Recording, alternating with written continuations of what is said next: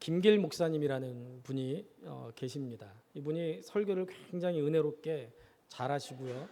지금 명동에서 명신교회라는 데를 개척을 했어요. 이 명신교회는 교회 건물이 없고 교회에 모이는 공간이 없고요. 명동 한복판에서 그냥 길거리에서 예배를 드린다고 합니다. 그러면서 명동에 지나다니는 사람들에게 예배드리면서 복음을 전하는 거예요. 근데 여러분들 명동 어때요? 외국인들이 많이 오잖아요. 그래서 이 명동 길거리에서 예배드리면서 오는 그 수많은 외국인들에게 복음을 전해서 그들을 또 이 자기들 나라로 파송하는 그걸 목적으로 세운 교회가 명신교회입니다. 근데 이 김길 목사님의 간증을 들어보면요 정말 놀라워요. 이분의 아버지가 심각한 알코올 중독자였습니다. 그래가지고 이분 아버지가 술을 드신 날에는 마을 입구서부터 막 큰 소리를 지르면서 집으로 오신대요. 그러면 온 동네 사람들이 오늘 저 집도 난리 나겠구나 한대요. 큰 소리가 들리면 어머니와 형제들이 어김없이 이불을 싸들고 몰래 이웃집으로 피난을 가가지고 남의 집 부엌에서 아버지의 구타 이런 걸 피해가지고 몰래 숨어서 잤다고 합니다. 그런데 그랬던 아버지가 어느 날 술을 마시고 그만 자살을 해버렸습니다. 그런 아버지라도 있으면 그래도 도움이 되는지 어땠는지 모르겠는데 아버지가 그렇게 술을 마시고 자살해버리니까 어린 나이에 큰 충격을 받았어요. 그래가지고 장성한 형님 집에서 얹혀 살는데 형이 아버지한테 배운 게 그거밖에 없으니까 그렇게 그 김길 어린 나이에 동생을 알몸으로 빨가 벗겨놓고서는 혁대로 막 그렇게 때렸대요. 형도 술을 마시면 잠을 자다가 그냥 와가지고 동생한테 때리면서 화풀이를 한 거예요. 그렇게 수없이 맞으면서 자란 거예요. 그러다가 그런 삶을 살다가 셋째 형이 그 큰형님하고 싸움을 하고 나서는 그만 셋째 형이 약을 먹고 또 자살해버린 거예요. 그저 자살의 형이 그 집안에 임한 것 같아요. 설날이 되면은 갈 데가 없어가지고 친구 집에 겨우 가가지고 밥 한 끼 얻어먹고 군대 갔을 때는 군대 휴가를 나와도 갈 곳이 없으니까 그냥 휴가 나갔다가 금방 복귀하는 그런 삶을 살았답니다. 김길, 길자가 무슨 길자일까요? 길한 길자. 정말 행복한 삶을 살아라 해가지고 길자라는 이름을 줬는데 이건 길한 인생이 아니라 정말 흉한 인생을 살았던 거예요. 부모와 형제로부터 완전히 버림받아서 길바닥에 내팽겨쳐진 그런 인생이었습니다. 그런데 이분이 예수님을 만남으로 인해서 심령이 달라지게 됐어요. 곤고한 인생, 텅 빈 인생이었지만 예수님을 만난 이후에 풍성한 인생, 예수로 충만한 인생으로 완전히 변화됐습니다. 그래서 아까 말씀드린 것처럼 지금은 명동의 길에서 복음을 전하는 명신교회를 개척해서 한국교회에서 설교자로 또 간증자로 여러 권의 책을 펴내는 저술가로 청년들을 그리스도의 거룩한 전사로 세우는 정말 놀라운 하나님의 종으로서의 사역을 감당하고 있습니다. 저도 이분이 쓴 책을 4권이나 구입해서 4권을 다 읽어봤는데 책 한 권 한 권마다 글자 하나하나마다 이분의 인생이 녹아있기 때문에 얼마나 은혜가 되는지 몰라요. 여러분들 특별히 이분이 쓴 증언이라는 책을 읽어보면요 이분의 이런 간증들이 나오고 있으니까 한번 꼭 읽어보시기를 바랍니다. 나는 책 읽는 거 별로 안 좋아합니다. 그러면 인터넷에 김길이라고 이렇게 쳐보면 영상이 이 간증하고 설교하는 영상들이 굉장히 많이 나와 있으니까 꼭 한번 들어보시기를 축복을 드립니다. 그러나 은혜 받고 그 교회로 옮기지는 마십시오. 네. 여러분들 우리가 지금 처한 환경은 어떻습니까? 우리의 심령은 과연 어떻습니까?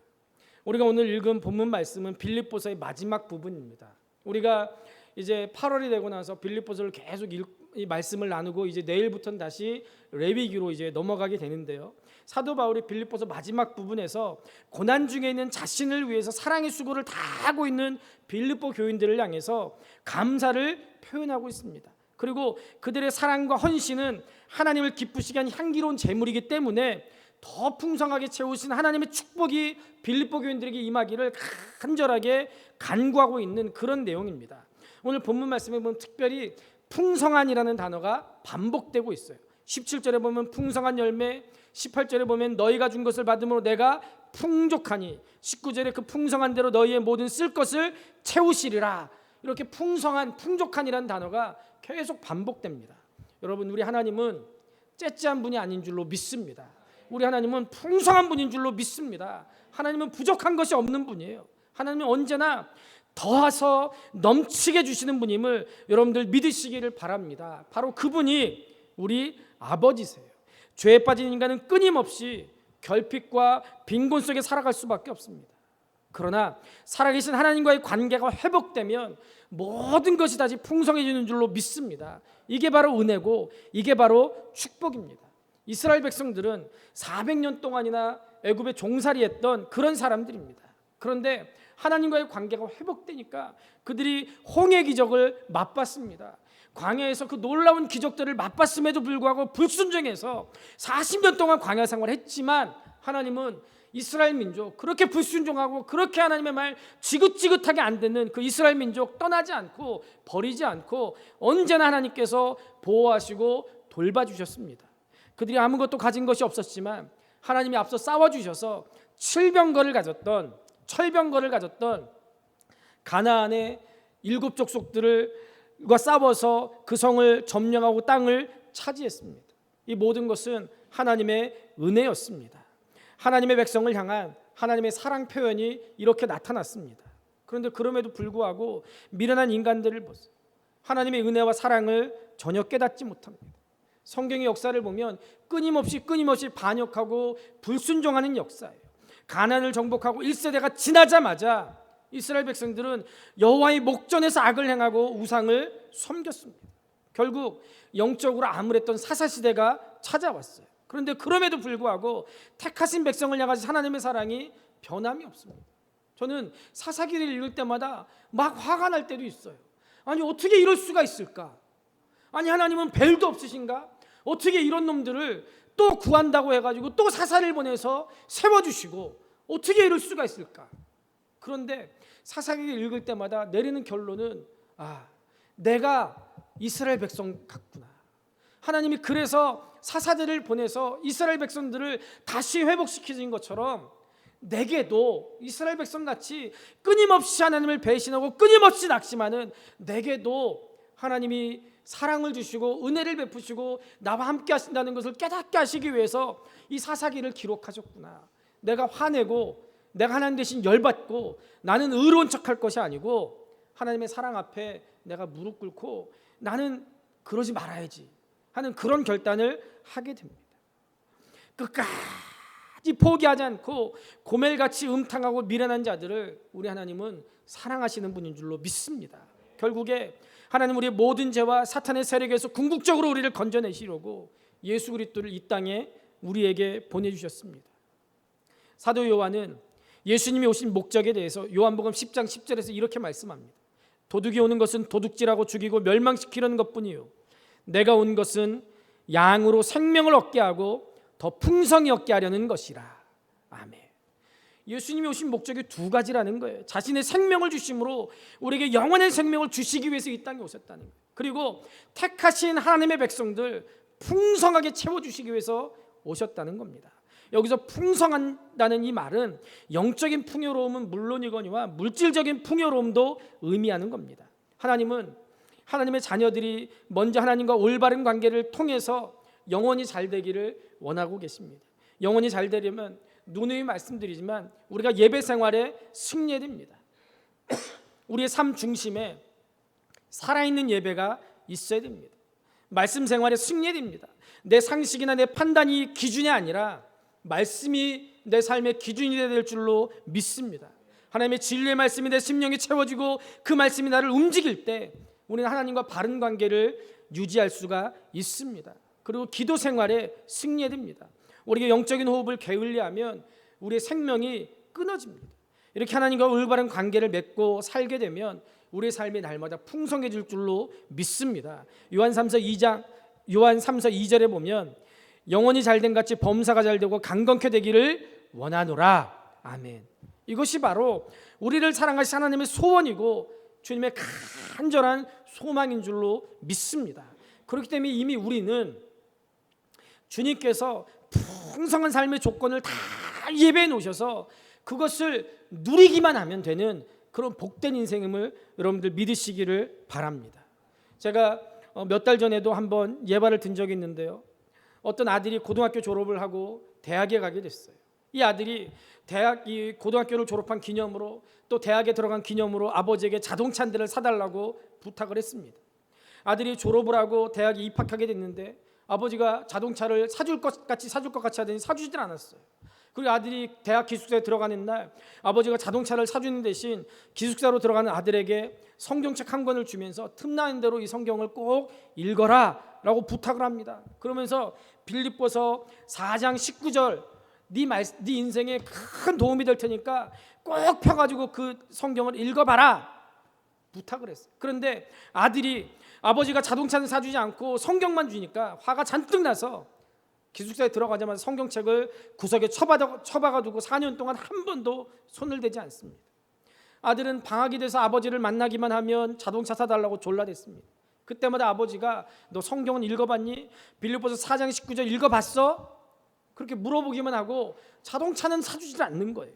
4년이 지나고 졸업하는 날 부모님이 아들 졸업식장에 축하러 왔는데 아들이 화가 나가지고 삐져가지고 아버지 온 거 별로 반갑지 않았어요. 왜요? 꿈에도 소원인 자동차, 앉으나서나 자동차 생각으로 4년을 보냈는데 자기가 대학을 졸업할 때까지 다른 친구들은 다 자동차 있어가지고 공부하러 가고 놀러 가고 그러는데 자기는 자동차 없으니까 맨날 친구 차 빌려 타야 되고 그래가지고 아버지한테 삐진 거예요. 졸업식이 끝나고 이제 그동안 살았던 기숙사의 방을 빼기 위해서 아들과 함께 아버지가 기숙사 방에 들어 짐을 꾸리는데 아버지가 기숙사 한 구석에 이렇게 있는 성경책을 찾았습니다. 얼마나 성경을 안 읽어봤는지 오랫동안 처박혀 있어가지고 성경책에 먼지가 수북히 쌓여 있었어요. 아버지가 성경책에 먼지를 털어낸 이후에 아들한테 주면서 야 빌립보서 4장 19절 한번 찾아서 읽어봐라. 아들이 마음이 내키지 않았는데 아버지가 몇 년에 찾아 읽어보라니까 어떻게 해요? 그 4장 19절을 쫙 폈어요. 그랬더니 4장 19절이 뭐예요? 나의 하나님이 그리스도 예수 안에서 영광 가운데 그 풍성한 대로 너희 모든 쓸 것을 채우시리라 라는 말씀과 함께 그 빌립보서 4장 그 책갈피 속에 자동차 한 대를 사고도 남을 수표가 거기에 이렇게 들어있었던 거예요. 아버지 얘기를 듣고 성경책을 받자마자 빌립보서 4장을 딱 펴봤더라면 이 아들이 어땠을까요? 예? 좋은 자동차를 타고 그것도 새 자동차를 타고 4년 내내 여자친구를 옆에 태우고 다녔든지 어쨌든지 열심히 놀러도 다니고 열심히 공부하러 다니고 열심히 아르바이트하러 다니고 정말 신나게 대학 생활을 누렸을 텐데 자동차 없이 숱한 고생을 한 걸 생각하니까 억울하기까지 했습니다. 여러분들 하나님께서는요 예수 그리스도를 믿는 저와 여러분들에게 이미 풍성한 삶을 살 수 있는 방법을 알려주셨어요. 하나님은 예수 그리스도 안에 있는 우리 모두에게 풍성하게 은혜를 주시기를 원하고 계십니다. 예수 믿는 우리는 그렇기 때문에 하나님이 주시는 풍성한 삶을 누릴 수 있고 누려야 됩니다.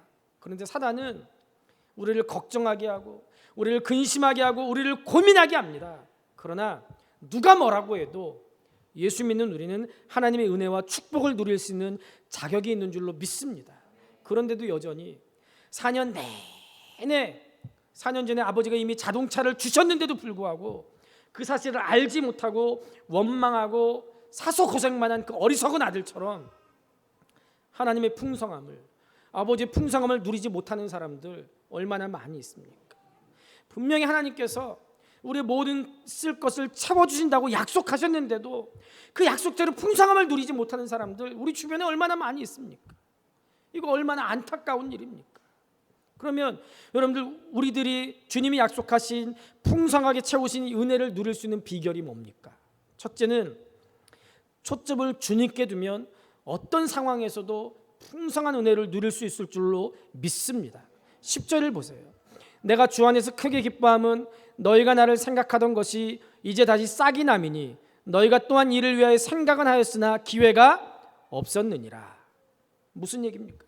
빌립보 성도들은 과거에 계속해서 바울의 선교를 후원했습니다. 그런데 무슨 이유에서인지 모르겠는데 옥중에 있는 바울에 관한 관심이 오랫동안 끊어진 거예요. 그러다가 다시 에바브로디도 편을 통해서 바울과 연결이 되고 사도 바울의 옥바라지를 할 수 있도록 물줄도 보내주고 선물을 사도 바울이 받게 됐습니다. 11절에 보면 이런 상황을 사도 바울은 빌립보 교회 성도들이 바울에 대한 사랑이었거나 관심이 부족해서가 아니기 때문에 미안하지 말아라 라고 위로합니다. 나 그것 때문에 너희들한테 삐지고 화나고 그러지 않았으니까, 나 너희들 충분히 이해하니까 너희들 괜히 마음에 찔려하지 말고 미안해하지 마라, 이렇게 사도 바울이 위로하고 있었어요.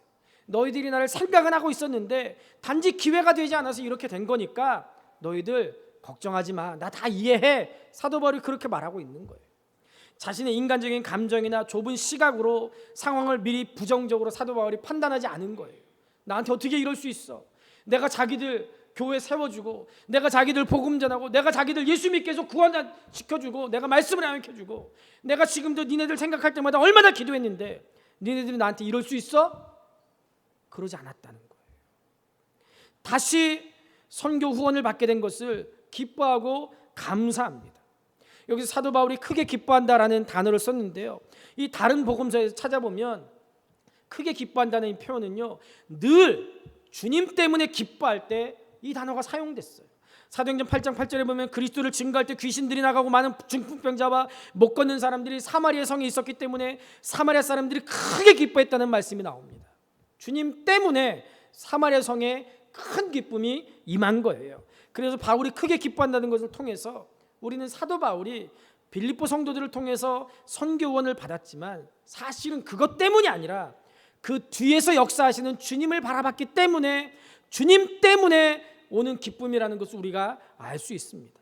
빌립보 성도들의 마음을 움직이고 또 빌립보 성도들과 연결되게 하신 분이 주님이라는 것을 사도 바울은 깨달았던 거예요.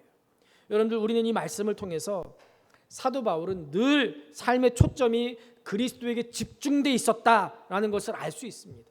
만약에 사람에게 있었다면 그동안의 무관심들에 대해서 원망하고 섭섭한 마음을 사도 바울이 전했을 거예요.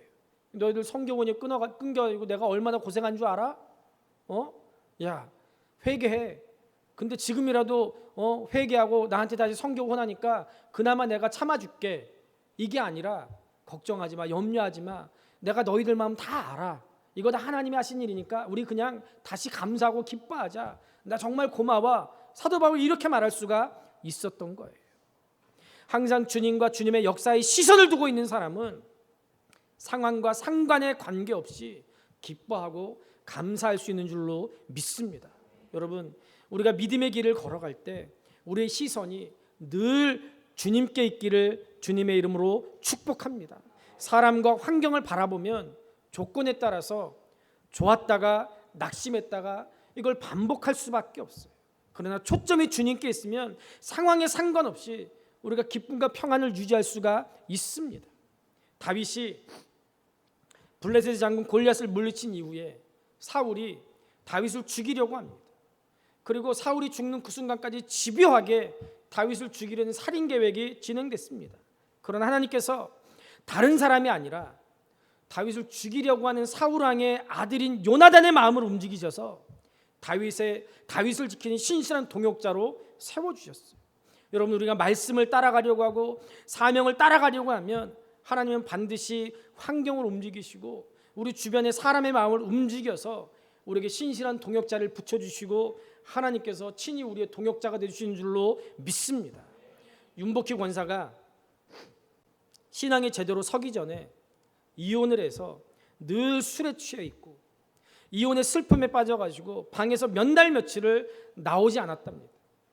방에서 몇 날 며칠을 나오지 않고 술만 마시고 울고만 있으니까 오빠 윤한기 목사님이 아무리 방을 두드리고 아무리 울고 애원해도 방에서 나오지 않으니까 이러다가 얘 죽겠구나 해가지고 이 오빠 윤한기 목사님이 여러분이라는 곡을 급하게 써가지고 아무 말 없이 잠겨있는 동생의 윤복희 권사가 울고 있는 그 방에다가 악보를 문틈으로 밀어 넣어줬대요. 윤복희 권사 그게 뭔가 하고 그 악보를 보자마자 그 악보를 통해서 위로받고 윤복희 권사가 방에서 나와가지고 그 곡을 취입해서 굉장히 많은 성공을 거두고 지금도 이 여러분이라는 곡이 얼마나 많은 사람들에게 위로를 주고 있습니까? 그런데 이 윤복희 권사의 간증을 들어보면요, 이 여러분이 우리가 대중가사로 알고 있는 그 곡과 이 영어 이 가사가 완전히 다릅니다. 이 윤복희 권사가 뭐라고 얘기했냐면 여러분은 너의 곁에 주님이 계시다 라는 것을 표현해 주는 그런 곡이라는 거예요. 원곡을 제가 한번 가사를 읽어보겠습니다. 제가 노래를 부르면 좋겠지만 저는 윤복희 권사님처럼 잘 부르지 못해서, 네가 만약 괴로울 때면 내가 위로해 줄게. 네가 만약 서러울 때면 내가 눈물이 되리.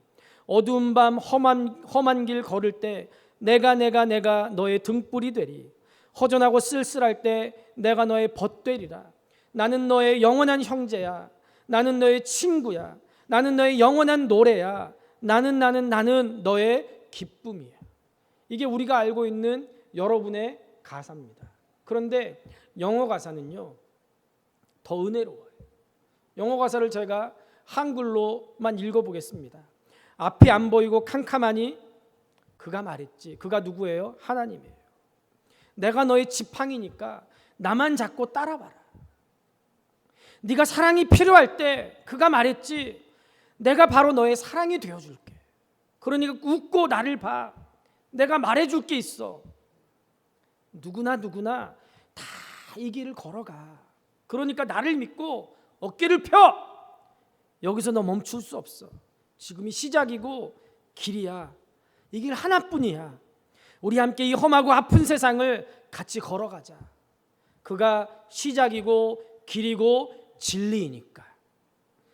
여러분이 유명한 게 뭐예요? 마지막에 윤복희 권사가 내가 만약 외로울 때면 누가 나를 위로해 주지? 빰빰빰빰빰빰빰 바로 여러분 하면서 끝나잖아요. 이 말의 원래 뜻은요, 윤복희 권사가 간증하기를요, 내가 하나밖에 없는 나의 아들을 누구의 죄를 계속해서 십자가에 못 박혀 죽게 했는 줄 아니? 바로 너희들이라는 거예요. 여러분, 오늘 여러분들의 삶의 자리는 어떻습니까? 혹시 나만 복음을 위해 홀로 수고하고 고생하고 있다고 생각하는 분 없습니까? 혹시 나만 왜 이런 고통을 당하고, 나만 왜 이런 고생을 당하고, 나만 예수 믿는 것 때문에 왜 이렇게 어려운가, 그렇게 생각하는 분 혹시 계시지 않습니까? 열심히 봉사하다가 환경과 사람들을 보면서 낙심한 분 혹시 계시지 않습니까? 헌신하고 봉사하다가 많은 것을 잃었다고 생각하면서 피해의식 속에 있는 분은 혹시 우리 가운데 있지는 않습니까? 우리가 가졌던 모든 직위, 재산, 명예를 잃어서 모두가 우리를 떠난다고 해도 여전히 우리 주님은 내 곁에 계시는 줄로 믿습니다. 주님이 친히 우리의 동역자가 되주시는 줄로 믿습니다. 두 번째, 베풀어 주신 은혜에 감사하면 됩니다. 바울은 빌립보 교인들의 은혜를 기억하며 감사를 표현하고 있어요. 자신의 고난에 지속적으로 참여한 그들을 향해서 칭찬하고 축복합니다. 은혜를 감사로 표현하는 것은 아부하거나 더 많은 걸 얻기 위한 수단이 아닙니다. 사도 바울은 항상 빌립보 교인들에게 감사한 다음에 결코 또 다른 선물을 얻기 위함이 아니다라고 고백합니다. 오히려 변함없이 은혜를 베풀어준 빌립보 교인들을 마음껏 축복하려는 사도 바울의 마음을 표현하고 있습니다. 17절을 보세요. 같이 한번 읽어보겠습니다. 시작. 내가 선물을 구함이 아니요 오직 너에게 유익하도록 풍성한 열매를 구함이라. 여러분, 날마다 은혜를 기억하고 감사를 표현하세요. 제가 왜 설교 서두에 우리 문현실 집사님한테 고맙기도 하고 감사하기도 하다고 얘기를 했냐면요, 제가 한 번은 우리 집사람하고 성가대 얘기를 하다가 집사님이 문현실 집사 이렇게 반주 잘하는 사람 처음 봤대요. 그러면서 성가대 연습을 끝나고 문현실 집사 붙잡고 찬양을 했는데 오래간만에 정말 제대로 된 반주자를 놓고 자기 마음껏 찬양을 했다고 막 그러더라고요. 그래서 제가 문현실 집사 참 감사하기도 하고 미안하기도 해 그랬더니 집사람이 저한테 그러는 거예요. 나한테 얘기하지 말고 그걸 좀 문현실 집사한테 얘기하라는 거예요. 네. 제 약점이 그거라는 거예요. 진짜 그런 마음을 사람한테 얘기해야지 왜 자기한테 얘기하는 거예요. 가만히 생각해 보니까 맞더라고요. 그래가지고 제가 오늘 큰 용기를 내고 이런 얘기할 때 문현 집사를 쳐다보고 얘기해야 되는데 여기 이렇게 벽치고 얘기하잖아요. 네. 여러분들 영어로 생각하다 think와 감사하다 thank는요 어원이 같아요. 무슨 얘기입니까? 하나님이 주신 은혜를 깊이 생각해 보면 우리가 감사할 수밖에 없다는 거겠죠. 여러분들 한번 곰곰이 생각해 보세요. 지금까지 베풀어 준 주님의 은혜가 얼마나 크고 놀랍습니까? 제가 생각해 보니까요, 제가 우리 교회 온 지 2년하고 3개월밖에 안 지났어요. 한 20년 지난 것 같은데 2년하고 3개월밖에 안 지났어요. 근데 2년 3개월 전만 해도요, 제가 이렇게 좋은 교회, 이렇게 좋은 성도들의 담임 목사가 될 줄 상상도 못했었어요. 2년 3개월 전만 해도 나이는 자꾸 들어가지, 딸린 식구들은 많지, 내가 담임 목사를 할 수 있을까? 언제 잘릴까? 눈치 보는 그런 부목사였어. 그런데 어떻게 해서 제가 이렇게 담임 목사가 됐는지, 그것도 나쁜 교회도 아니고 좋은 교회, 좋은 성도들의 담임 목사가 될 줄 상상도 못했었어요. 생각해보면 전부 다 주님의 은혜예요. 저희가 한 거 하나도 없더라고요. 여러분들도 생각해보세요. 제가 오기 전에 이렇게 좋은 담임 목사를 모시게 될 줄 여러분들 상상. 웃는 사람들 이름 다 적어. 네. 그래서 다윗은요, 항상 이런 고백을 드렸어요. 시편 116편 12절에 보면 여호와께서 내게 주신 모든 은혜를 무엇으로 보답할꼬? 이게 다윗의 신앙의 성숙함. 다윗이 좋고 신나는 일이 많아서 이런 고백을 드렸겠습니까? 물론 다윗은 많은 축복을 받았어요. 부모로부터 인정받지 못했지만 하나님은 그를 왕으로 기름 부으시고 메시아의 조상이 되는 복을 주셨습니다. 그러나 다윗의 삶은 우리가 아는 것처럼 끊임없는 아픔과 시련과 고난의 연속이었어요. 오죽하면 눈물이 주야로 음식이 되는 그런 삶을 살았겠습니까? 그러나 다윗이 뭐라고 합니까? 여호와는 나의 목자시니 내게 부족함이 없도다. 그 이유가 뭐예요? 비록 사망의 음침한 골짜기로 다닐지라도 주님이 나와 함께 하셔서 지키시고 보호해 주심을 믿었기 때문에 내게 부족함이 없으리로다. 하나님이 자신의 목자가 되심을 분명히 기억하고 믿었기 때문에 이렇게 고백하는 거예요. 그 다윗은 항상 하나님께 감사와 찬양으로 영광 돌리는 풍성한 삶을 살 수가 있었습니다. 여러분, 여러분의 삶이 때로는 힘들고 공고할지라도 주님이 나와 함께 하심을 믿고 인내함으로 감사하십시오. 아무것도 염려하지 말고 다만 모든 일에 기도와 간구로 너희 구할 것을 감사함으로 아뢰라. 그리하면 모든지가 뛰어난 하나님의 평강이 그리스도 예수 안에서 너희 마음과 생각을 지키시리라. 염려하지 말고 먼저 베풀어 주신 은혜를 기억하고 내가 기도하는 그 순간 하나님이 일하시고 들어줄 걸 믿고 먼저 감사함으로 하나님 앞에 아뢰라는 거예요. 감사함으로 주님 앞에 예배드리라는 거예요. 시편 50편 14절 15절에 보면 감사로 하나님께 제사를 드리며 지존하신 이에게 내 소원을 갚으며 환난 날에 나를 부르라. 내가 너를 건지리니 네가 나를 영화롭게 하리로다 라고 말씀합니다. 먼저 감사로 하나님께 제사 드리고 내가 하나님 앞에 서원한 걸 갚으면 그 어떤 환난 가운데 있을지라도 하나님이 나를 건져주시고 그 일을 통해서 하나님이 나를 세워주셔서 나를 통해 하나님이 영화롭게 되는 놀라운 빛나는 인생을 살게 해주시겠다는 거예요. 하박국 선지자와 같이 비록 무화과 나무에 열매가 없고 밭에 소출이 없고 외양간에 소가 없고 건강은 자꾸 나빠지고 그럴지라도 아무것도 없어도 여호와로 인해서 기뻐하고 감사하는 자에게 하나님은 힘이 되시고 능력이 되시고 높은 곳에 올려주시고 풍성하게 채워주시는 줄로 믿습니다. 날마다 베풀어 주시는 은혜를 감사함으로 더 풍성하게 하시는 주님의 축복을 누릴 수 있기를 주님의 이름으로 축복합니다. 마지막으로 베풀어 주신 은혜를 나누라는 거예요. 빌립보 교인들은 바울을 위해서 기도했어요. 바울의 필요를 채워줬습니다. 그리고 젊은 사역자 에바브로디도를 직접 보내서 바울을 돌보도록 하는 지극한 사랑과 정성을 보여줬습니다. 이것이 바울에게는 잊을 수 없는 감사가 됐어요. 그래서 바울은 항상 잊지 않고 빌립보 교인들을 위해서 기도하고 편지를 써서 그들과 함께 주님의 기쁨을 나눴습니다. 바울은 빌립보 교인들의 사랑과 희생적인 헌신은 바울 개인을 돕는 것이 아니다라고 얘기합니다. 18절을 보세요. 우리 18절 말씀 같이 읽겠습니다. 시작. 내게는 모든 것이 있고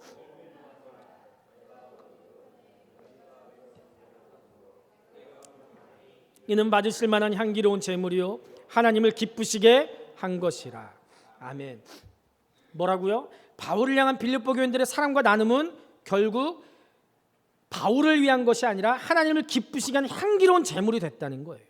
우리들이 받은 은혜 기억하고 감사하고 구체적인 필요를 채워주는 나눔과 사랑은 결국 하나님을 섬기는 것이고 하나님을 기쁘시게 하는 향기로운 제물이라는 거예요. 마태복음 10장 42절에 보면 예수님께서 또 누구든지 제자의 이름으로 이 작은 자 중 하나에게 냉수 한 그릇이라도 주는 자는 내가 진실로 너에게 이르노니 그 사람이 결단코 상을 잃지 아니하리라 라고 말씀하셨습니다. 어린 소자는 약자를 얘기합니다. 우리의 도움이 필요한 사람들, 사회적으로도 소외되고 그늘진 그런 곳에서 방황하는 사람들이고 예수님을 만나지 못한 영적인 고아들일 겁니다. 그들에게 냉수 한 그릇 대접하는 것이 주님을 대접하는 것이고 반드시 풍성하게 채우신 하나님의 복을 받는 비결인 줄로 믿습니다. 냉수 한 그릇은 따뜻한 위로의 말 한마디일 수 있습니다. 그저 다가가서 먼저 힘든 사람의 손을 잡아주는 거예요. 물질이 있으면 대가를 바라지 않고 조용하게 베푸는 거예요. 누군가 도움이 필요한 사람에게 내게 주신 주님의 은혜를 그저 조금 나누는 그것이 바로 사랑이고 섬김이고 축복입니다. 이것은 누구나 관심과 사랑이 있으면 할 수 있는 일입니다. 이 말은 누구나 주님이 예비하신 놀라운 은혜와 축복을 받을 수 있다는 거예요. 내 곁에 다가오신 예수님이 누구인가 잘 주목해서 바라보세요. 이기적인 생각 버리고 냉수 한 그릇이라도 정성껏 대접하십시오.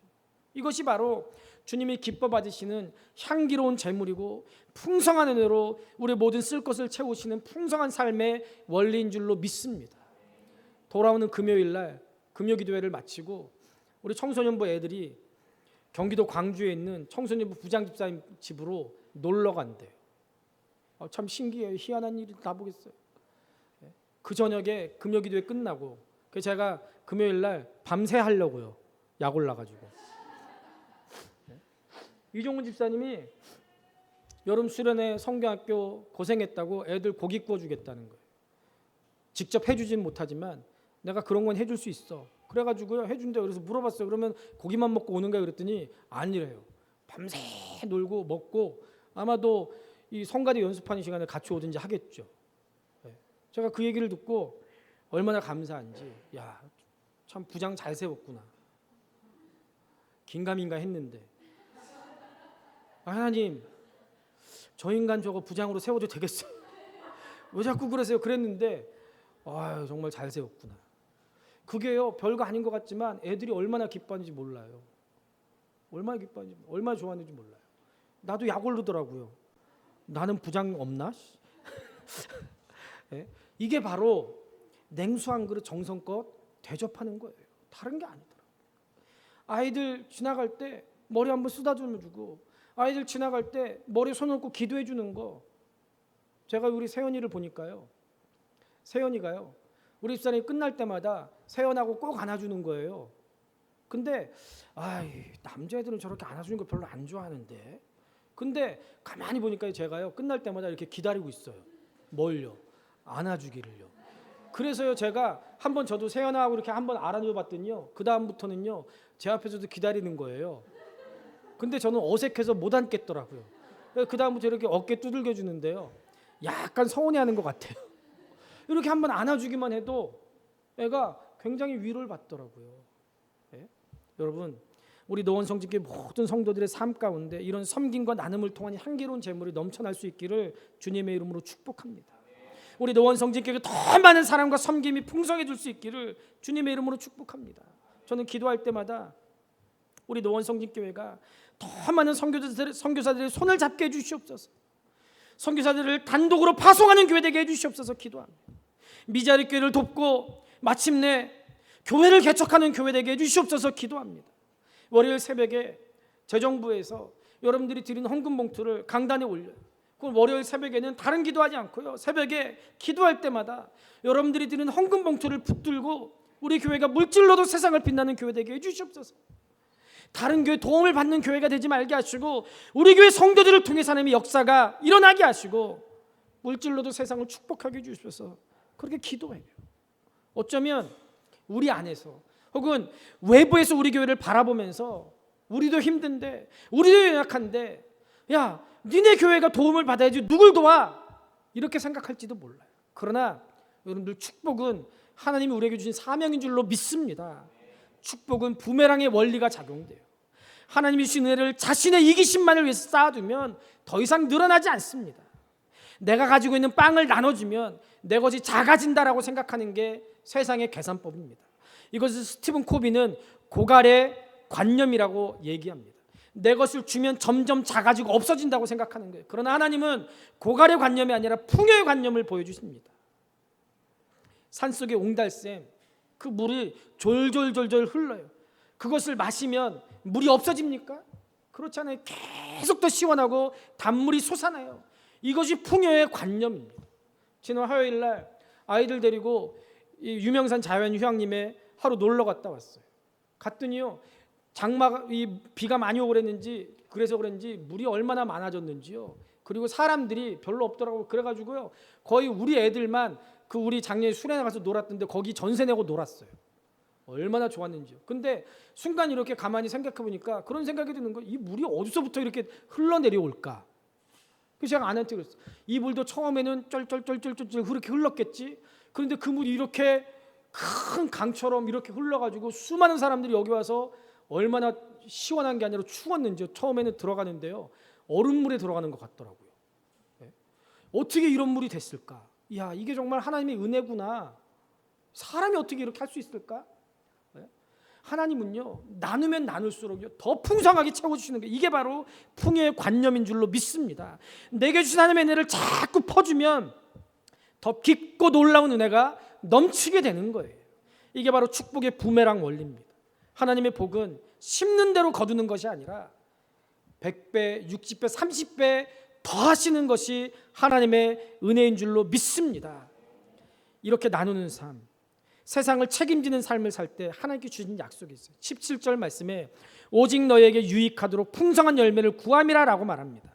열매는요, 원래 나무의 과실을 의미하지만 여기서는 그 문맥상 이자로 해석됩니다. 이자예요. 풍성함은요, 현재 분사형이에요. 현재 분사는 뭐예요? 지금도 계속되고 있는 거예요. 그러니까 이자라고 치면 이자가 지금 계속 어떻게 되고 있는 거예요? 불어나고 있는 거예요. 너희에게 유익하도록, 그러니까 이 말을 정확하게 해석하면 너희의 계좌에 라는 그런 말이에요. 은행 계좌에 이자가 어떻게 되고 있다고요?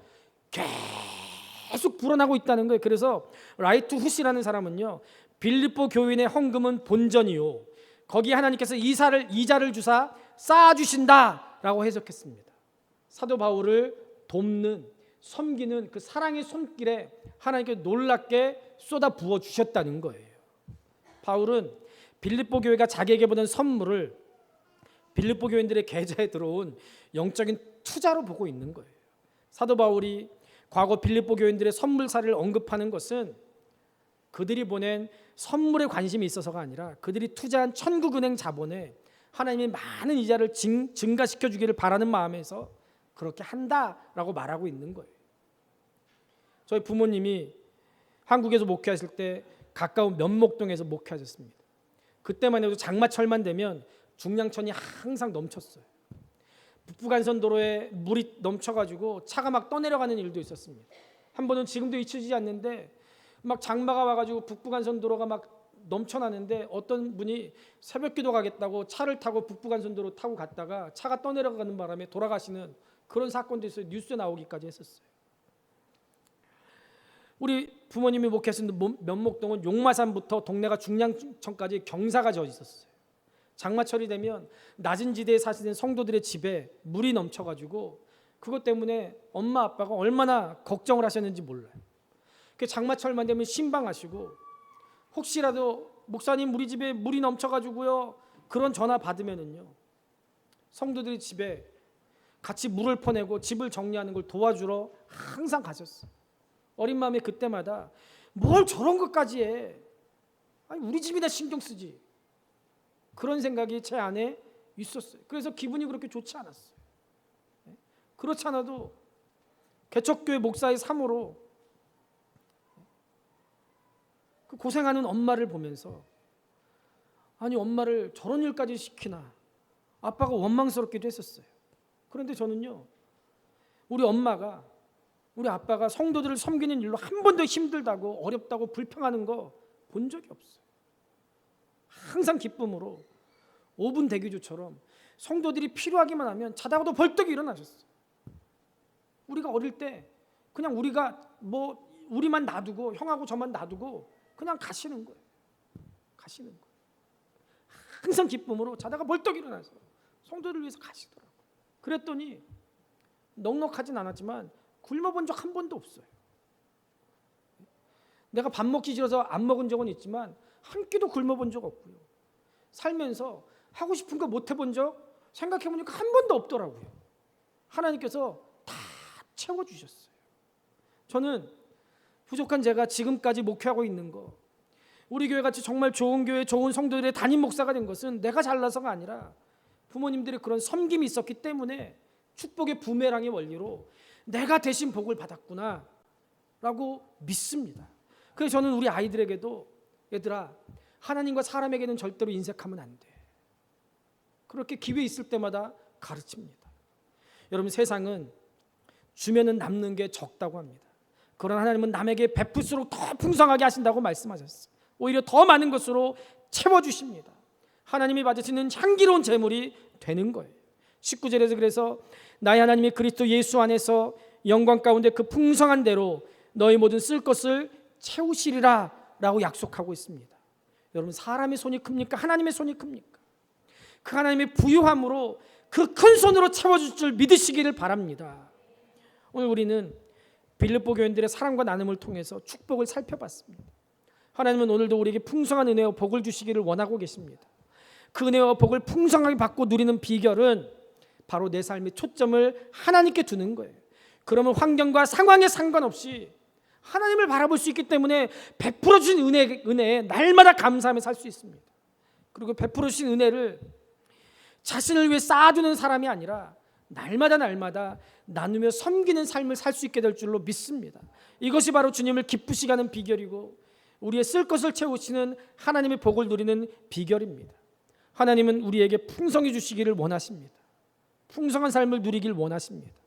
여러분, 남은 인생 풍성한 삶의 원리를 붙들고 살아서 주님 주신 복과 은혜를 풍성히 누리는 여러분들 될 수 있기를 우리 주님의 이름으로 축복합니다.